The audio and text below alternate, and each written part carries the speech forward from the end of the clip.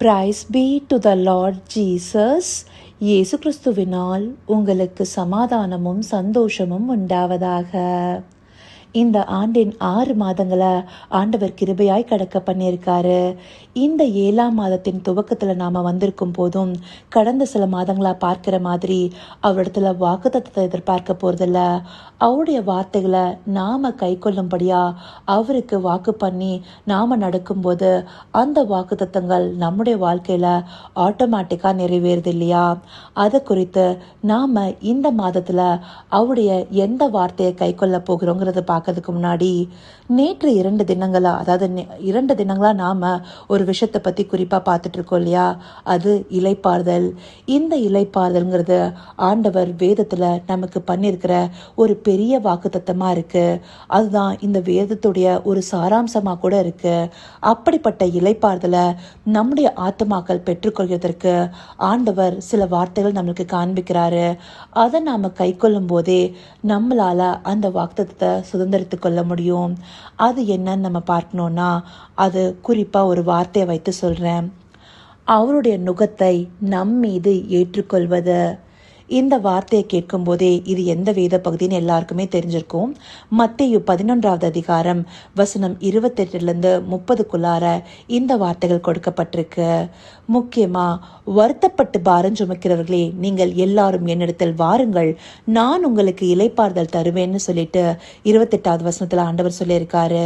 இந்த வசனத்தை நான் முன்னாடி எல்லாம் கேட்கும்போது நம்முடைய வருத்தம் பாரம் எல்லாம் ஆண்டோட சமூகத்துல நம்ம ஜெபத்தின் மூலமா கொட்டி தீர்த்துட்டோம்னா நம்மளுக்கு அவர் இளைப்பாறுதல் கொடுப்பாரு அப்படின்னு மாத்ததான் நினைச்சிட்டு இருந்திருக்கேன்.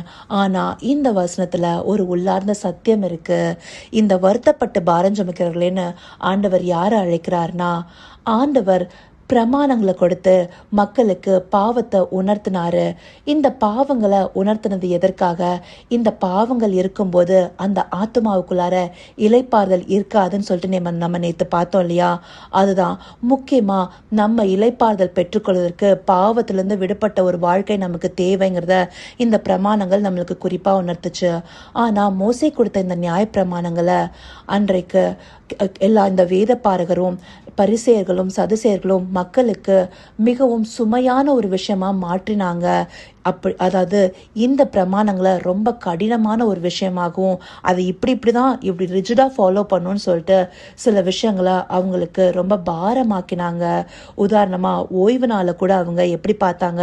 ஒருத்தருக்கு உதவி தேவைப்பட்டா கூட அதை செய்யக்கூடாதுன்னு ஏன் ஆண்டவராகிய இயேசு கிறிஸ்துவே நிறைய பேருக்கு சுகம் கொடுத்த போது ஓய்வு நாளை பரிசுத்தமா தான் இருக்கணும், அப்படி இந்த மாதிரியே இன்னொருத்தருக்கு சுகம் கொடுக்கலாமான்னு கேட்குறாங்க.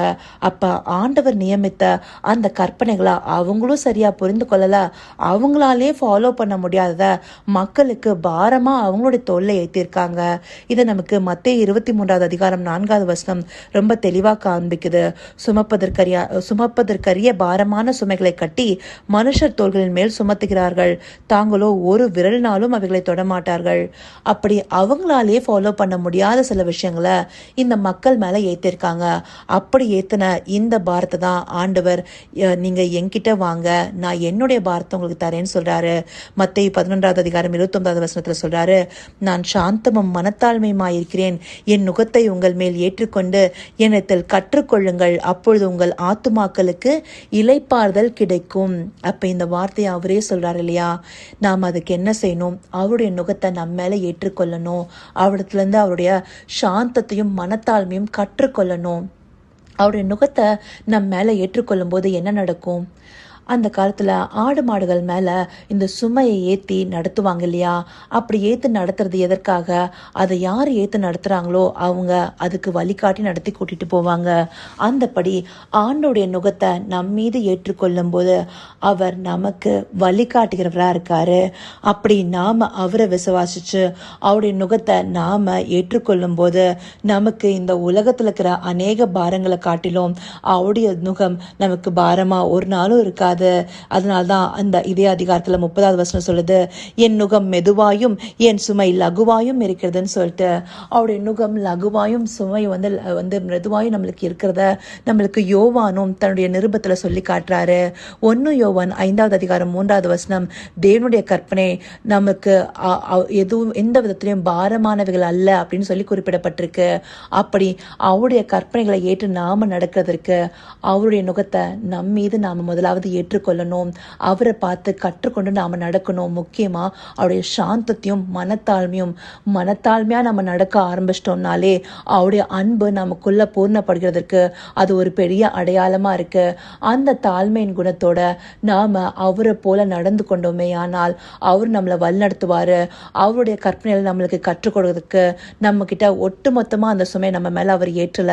நமக்கான ஒரு பரிசுத்த ஆவியானவர் நமக்கு கொடுத்திருக்காரு. அவரே சகல சத்தியத்திற்குள்ளே நம்மள சரியான இடத்துல நடத்துகிறவராகவும் இருக்காரு. ஒவ்வொரு நாளும் நம்மளுக்கு அதை கற்றுக் கொடுத்து நம்மளை உள்ளார்ந்த மனிதனை புதுப்பித்து கொண்டு இருக்கிறாரு. இந்தபடியான ஒரு அருமையான லகுவான விஷயத்த நம்மளுக்கு அவர் தந்திருக்கேன்னு சொல்றாரு. இதை நாம செய்யறோன்னு அவருடைய நுகத்தை நம்ம ஏற்றுக்கொள்வதுதான் அவருக்கு நாம செய்கிற வாக்கா இந்த மாதம் இருக்கணும். இந்த வார்த்தைகள் மூலமா நாம ஒரு விஷயத்த தெளிவா கற்றுக்கொள்ள முடியுது. என்னது? அவருடைய கற்பனைகள் நமக்கு ஒரு நாளும் பாரமா இருக்க போறதில்ல.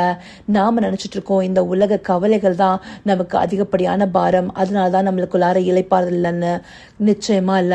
அவருடைய கற்பனைகள் நமக்குள்ளார வரும்போது இந்த பாரத்தையெல்லாம் நீக்கிவிட்டு நமக்குள்ளார ஒரு லைட்டான ஒரு உணர்வை தரும். நம்மளுடைய பாரங்கள்லாம் போய் நம்முடைய ஆத்துமா இளைப்பாறுதலுக்குள்ளார பிரவேசிக்கும். இதை உணர்ந்து கொள்வதற்காகவே இந்த வார்த்தைகள் நமக்கு காண்பிக்கப்பட்டிருக்கு. இதற்காக தேவனுக்கு நன்றி செலுத்துவோமா? கர்த்தாவே, தேவாதி தேவனே, உமக்கே இந்த வேலை நன்றி செலுத்திறோம் ராஜா. அப்பா, எந்தப்படியான அருமையான வார்த்தைகளை எங்களுக்கு காண்பிச்சிருக்கீங்க தகப்பனே. உம்முடைய நுகத்தை நாங்கள் ஏற்றுக்கொண்டு உம்மிடத்திலிருந்து உம்முடைய சாந்தத்தையும் மனத்தாழ்மையும் கற்றுக்கொண்டு உம்முடைய வழிகளில் நாங்கள் நடக்கணும் தகப்பனே.